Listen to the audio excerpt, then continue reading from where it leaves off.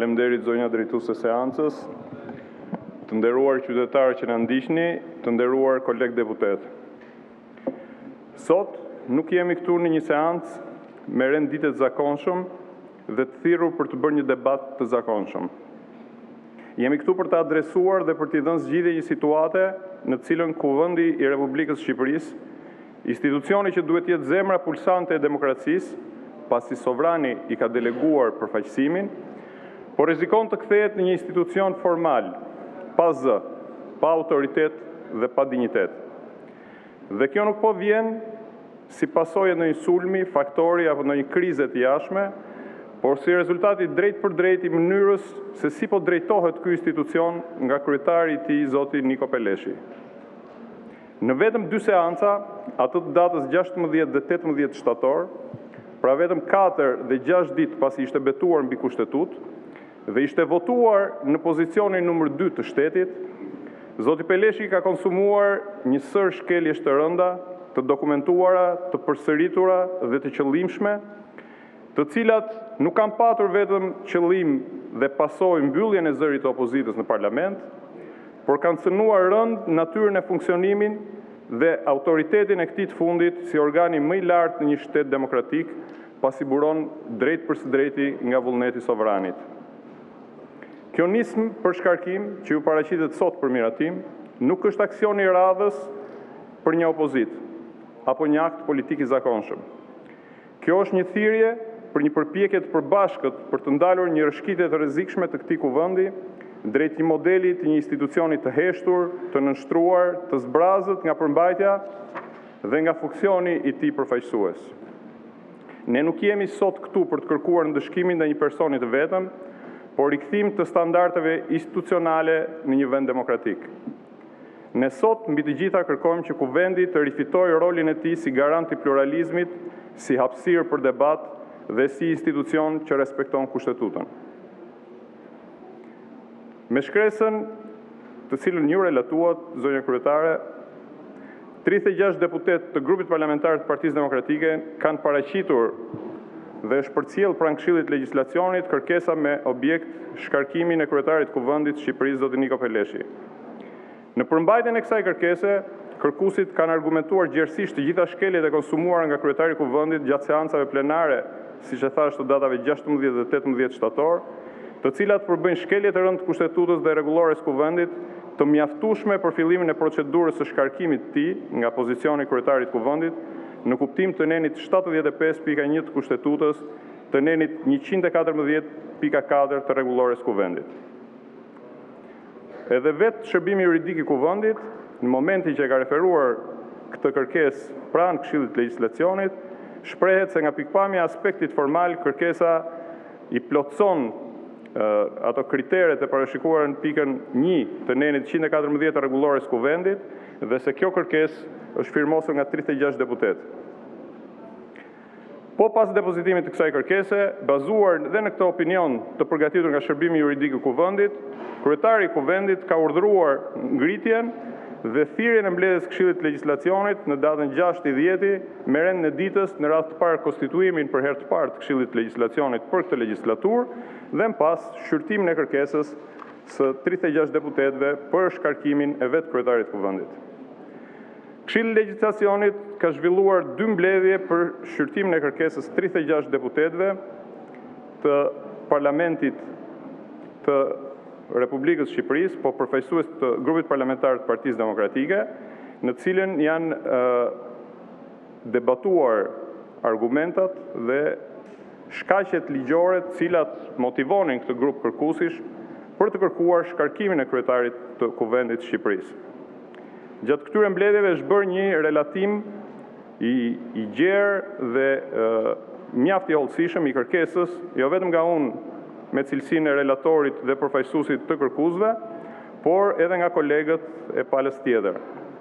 Gjithashtu janë paraqitur qëndrimet e relatorëve lidhur me këtë kërkesë dhe kanë shprehur mendimet e tyre në respekt të kushtetutës, të rregullores Kuvendit dhe të precedentit parlamentar të krijuar në këtë aspekt, gjithë deputetët e tjerë anëtar të Këshillit Legjislacionit.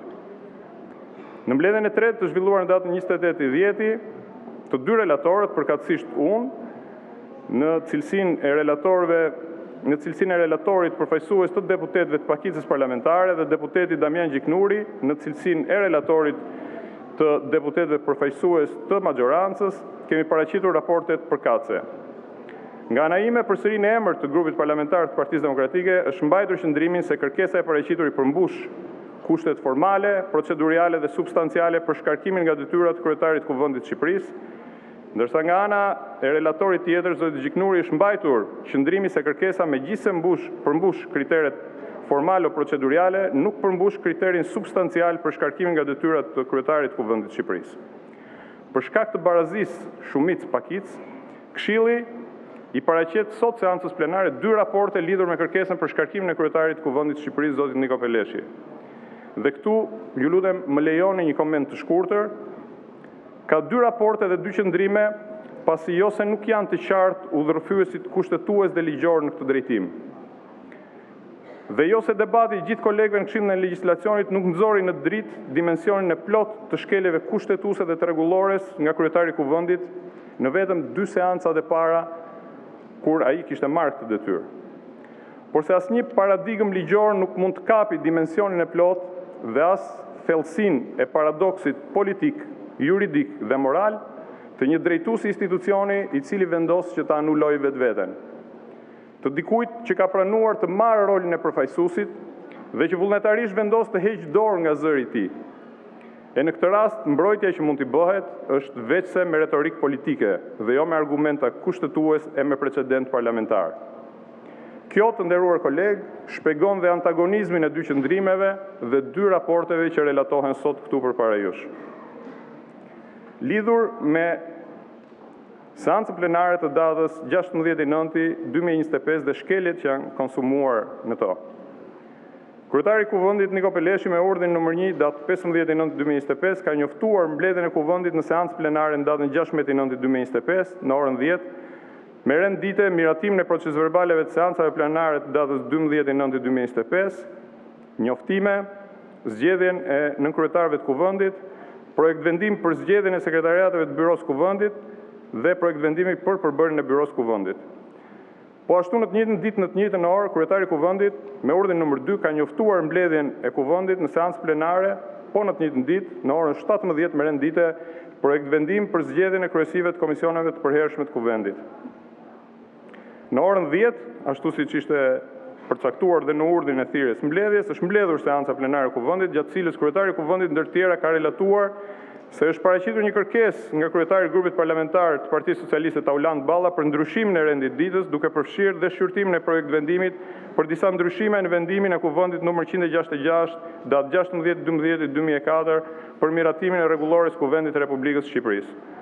Po ashtu, kryetari i Kuvendit ka relatuar dhe një kërkesë paraqitur nga 30 deputet të grupit parlamentar të Partisë Socialiste për shqyrtimin me procedurë të përshpejtuar të projekt vendimit për disa ndryshime në vendimin e Kuvendit nr. 166 datë 16/12/2004 për miratimin e rregullores Kuvendit të Shqipërisë të ndryshuar. Grupi parlamentar i Partisë Demokratike, lidhur me këto 2 kërkesa, i ka parashtruar paraprakisht kryetarit të Kuvendit se thirrja e mbledhjes Kuvendit dhe njoftimi i saj pa kaluar as 24 orë nga zhvillimi i seancës plenare është në kundërshtim me nenin 78.2 të Kushtetutës, ashtu si dhe me nenin 27.1.3 të rregullores Kuvendit. Kjo e fundit parashikon se thirrja e mbledhjes Kuvendit dhe njoftimi i rendit ditës bëhet publik si rregull 7 ditë përpara, por jo më vonë se 2 ditë përpara datës së caktuar për seancë plenare. Në këtë kuptim, duke qenë një mbledhje thirrur në kundërshtime rregullore, ajo nuk mund të prodhojë asnjë pasojë. Po ashtu, lidhur me shqyrtimin e projekt vendimit me procedurë të përshpejtuar, opozita ka sjellë në vëmendje se sipas nenit 83.2 të Kushtetutës, ashtu dhe nenit 28.4 të rregullores, shqyrtimi nuk mund të fillojë pa kaluar një javë nga data e paraqitjes kërkesës në seancë plenare. Megjithatë, kryetari i Kuvendit ka vijuar me hedhjen e 2 kërkesave në votim dhe me shumicë votash ka vendosur miratimin e tyre. Pas miratimit 2 kërkesave, kryetari i Kuvendit ka njoftuar thirrjen e mbledhjes së Këshillit për rregulloret, mandatet dhe imunitetin për shqyrtimin e projekt vendimit për disa ndryshime në vendimin e Kuvendit nr. 166 dhe mbledhjen sërish të Kuvendit në orën 12:30 për vijimin e shqyrtimit dhe miratimit të projekt vendimit. Gjatë mbledhjes së Këshillit për rregulloren, 5 anëtar deputet të grupit parlamentar të Partisë Demokratike Kanë parashtruar se këto ndryshime, përveç se bëhen në mënyrë të njëanshme, duke shkelur për herë të dytë traditën e miratimit me konsensus ndërpartijak, shkelin në mënyrë flagrante dispozitat e kushtetutës dhe rregullores kuvendit, të cilat rregullojnë mënyrën e thirrjes dhe njoftimit të mbledhjes kuvendit, ashtu dhe shqyrtimin e projekt vendimeve me procedurë të përshpejtuar jo më herët se 1 javë nga depozitimi. Pas rifillimit të seancës plenare, deputetët e grupit parlamentar të Partisë Demokratike kanë parashtruar sërish qëndrimin e tyre sa i përket shkeljeve të kushtetutës dhe rregullores kuvendit. Kryetari i kuvendit ka njoftuar se për projekt vendimi për disa ndryshime në rregulloren e kuvendit nuk do të ketë diskutime, çka sërish është kontestuar nga deputetët e opozitës si shkelje e nenit 75.2 e kushtetutës, e lexuar kjo së bashku me nenet 46.1, 48.1 dhe 117 të rregullores kuvendit, pasi i mohohet e drejta e fjalës deputetëve që dëshirojnë të diskutojnë rreth ndryshimeve të propozuara.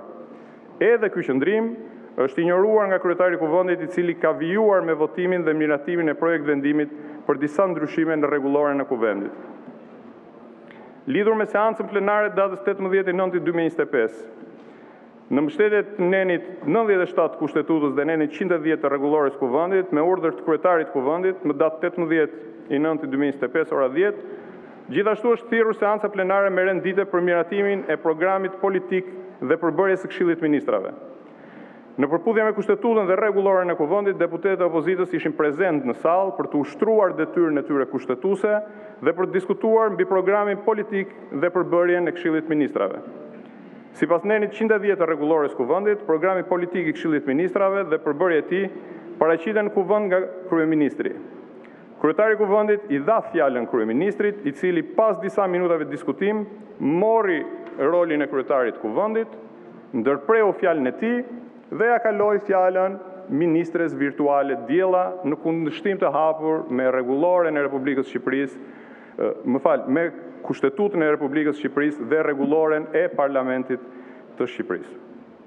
Ky veprim, që nuk mund të quhet në mënyrë tjetër përveç se veprim prej Karagjozi, dhe që cënoi rëndësinë kushtetuese të seancës plenare të datës 18/9/2025, u kundërshtua nga deputetët e opozitës përmes një veprimi që nuk shkel etikën parlamentare dhe që është formë reagimi që përdoret në të gjithë parlamentet e vendeve demokratike, siç është edhe rasti i seancave të fundit të Parlamentit Evropian, kur eurodeputetët pas refuzimit të kërkesës tyre për 1 minutë heshtje, kanë përplasur duart mbi tavolinat e tyre të punës si një formë demokratike reagimi.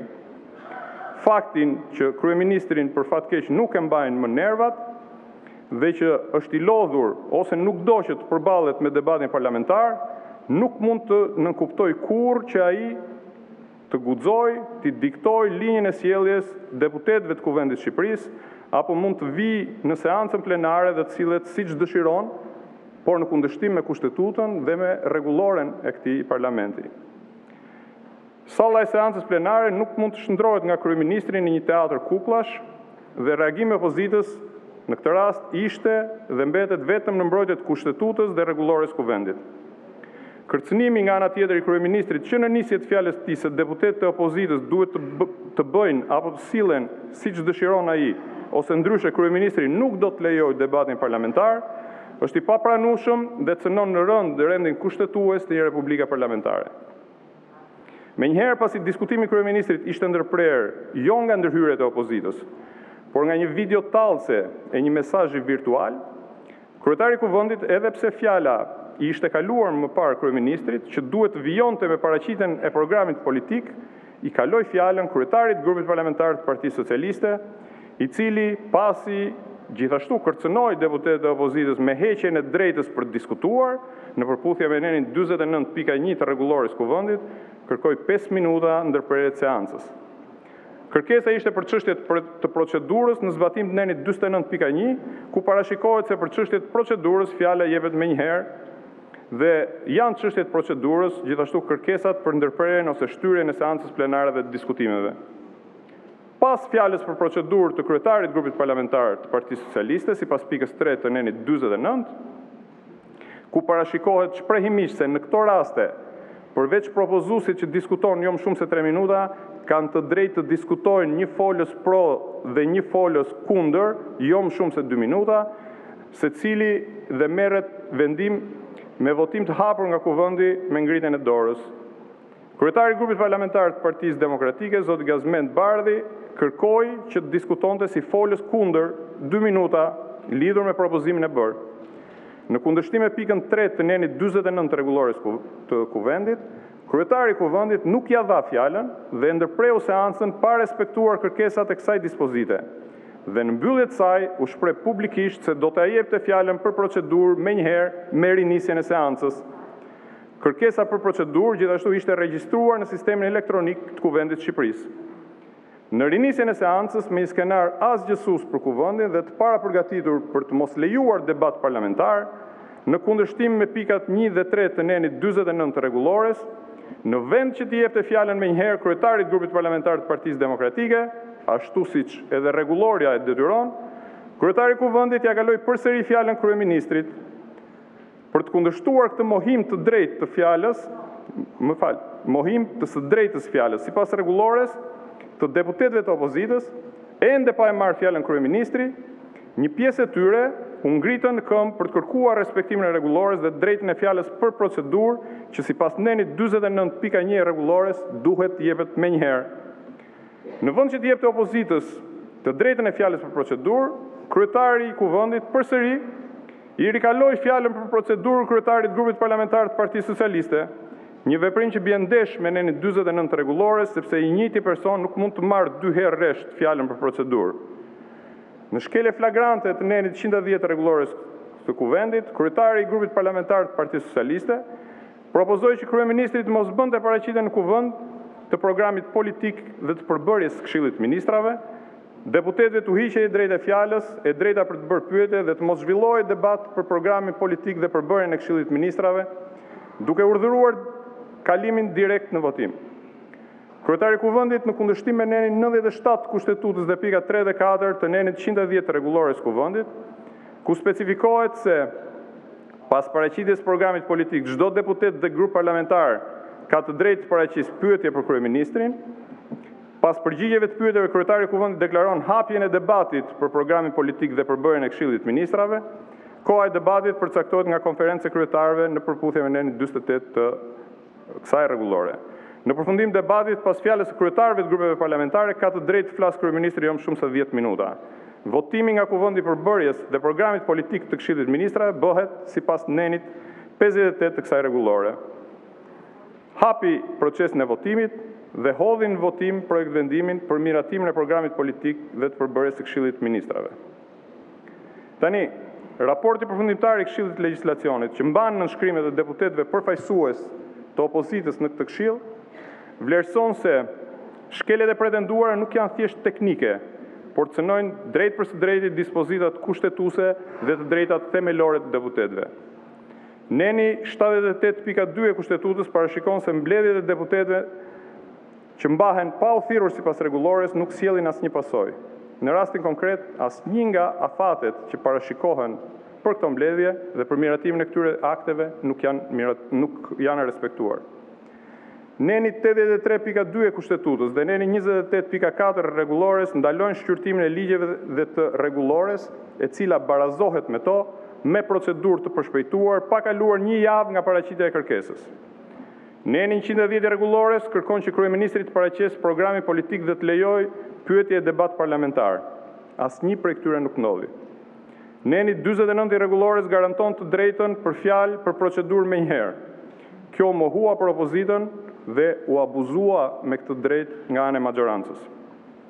Shkeljet e sipërpërmendura nuk mund të justifikohen me procedurë, sepse nuk ka procedurë që mund të përdoret për të mohuar të drejtën e deputetëve të sankcionuar në kushtetutë, në ligj dhe në rregullore. Nuk ka rregull që mund të shërbejë si mbulesë për dhunimin e thelbit të parlamentarizmit. Në fakt, pretendimi se procedura u respektua është bërë refreni i mbrojtjes kryetarit të kuvendit, jo vetëm për këto shkelje, por dhe për çdo shkelje tjetër në përditshmërinë e seancave që ai drejton, sa herë që ne deputetët e opozitës i paraqisim këto shqetësime.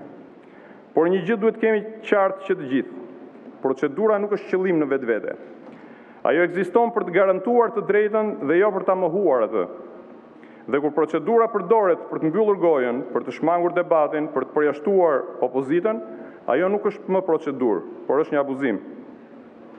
Në seancën e 16 shtatorit, ndryshimet në rregulloren e Kuvendit u futën në rendite me procedurë të përshpejtuar, pa respektuar afatin minimal 7 ditor të parashikuar në nenin 83 të Kushtetutës dhe nenin 28 të rregullores. Mbledhja u thirr pa respektuar afatin minimal të njoftimit prej 2 ditësh, siç kërkohet në nenin 27.1 të rregullores, duke bërë të pavlefshme atë sipas nenit 78 të Kushtetutës. Por më e rëndë se shkelja e afateve ishte mohimi të drejtës së fjalës për deputetët e opozitës. Kryetari i Kuvendit deklaroi se nuk do të kishte diskutim për projekt vendimin duke shkelur nenin 75 të Kushtetutës, nenet 46, 48 dhe 117 të rregullores. Deputetët nuk patën mundësi të paraqesin qëndrimet e tyre, të bëjnë pyetje, të propozojnë amendamente apo të kundërshtojnë përmbajtjen e aktit. Kjo nuk është thjesht një shkelje procedurale. Ky është një mohim i funksionit përfaqësues të opozitës. Në seancën e 18 shtatorit ndodhi ajo që nuk kishte ndodhur kurrë më parë.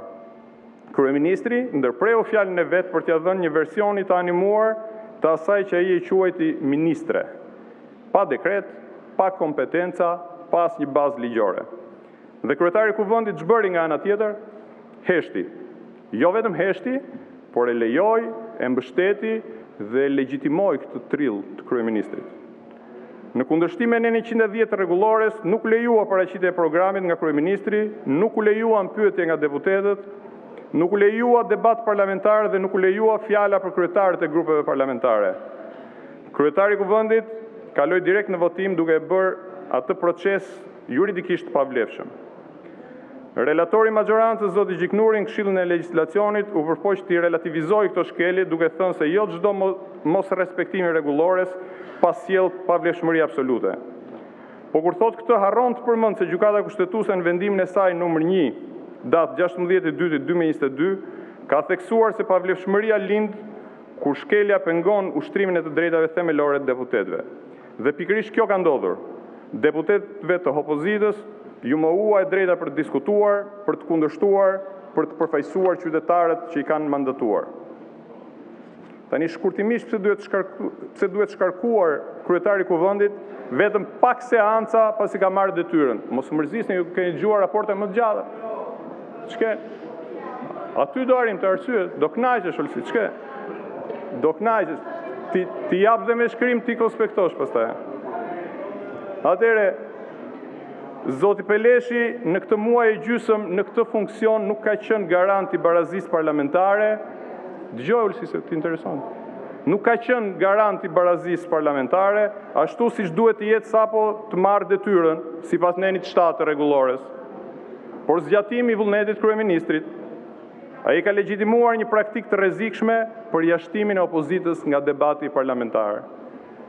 Nga kërkesa për shkarkim dhe nga qëndrimi ynë në Këshillin e Legjislacionit, rezulton se kryetari ka shkelur solemnitetin e seancës ku prezantohet programi qeveritar, ka mohuar të drejtën e opozitës për të përfaqësuar interesin qytetar, ka lejuar që Kuvendi të drejtohet me urdhra verbal nga kryeministri duke humbur pavarësinë institucionale, ka shkelur traditën e konsensusit parlamentar në ndryshimin e rregullores, ka përdosur parlamentarizmin duke kthyer Kuvendin në një teatër kukullash.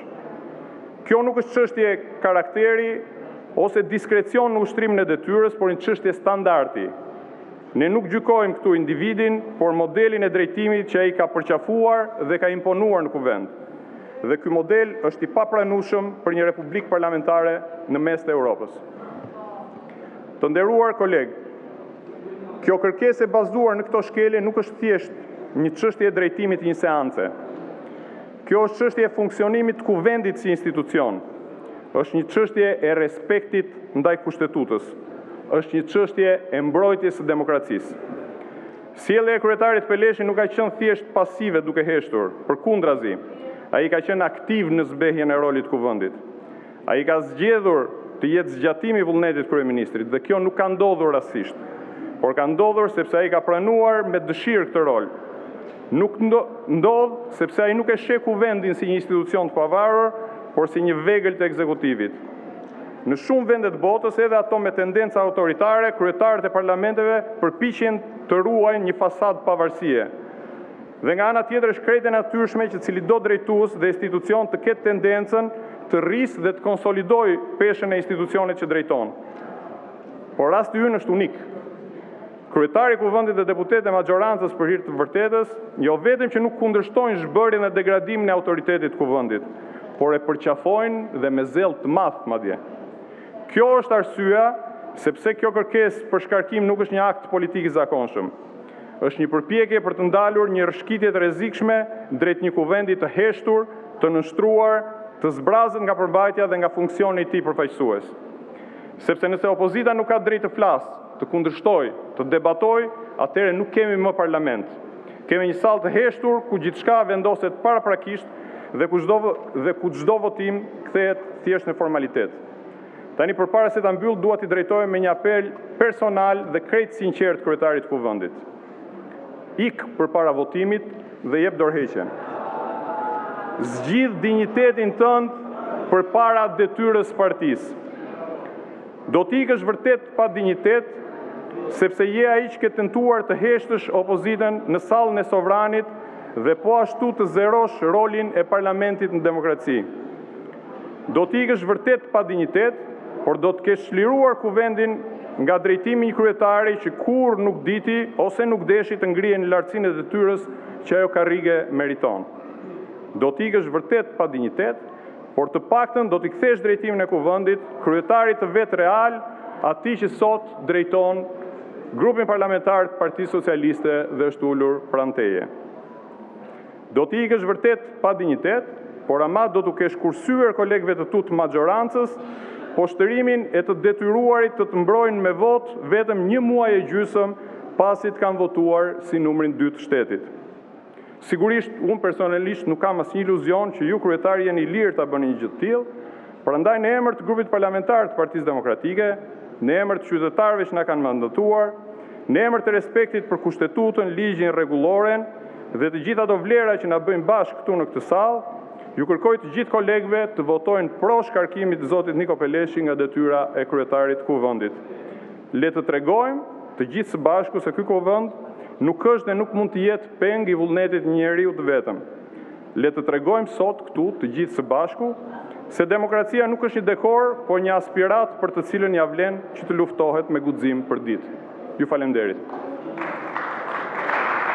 Fjalën për prezantimin e raportit shumicës parlamentare e merr zoti Damian Gjiknuri.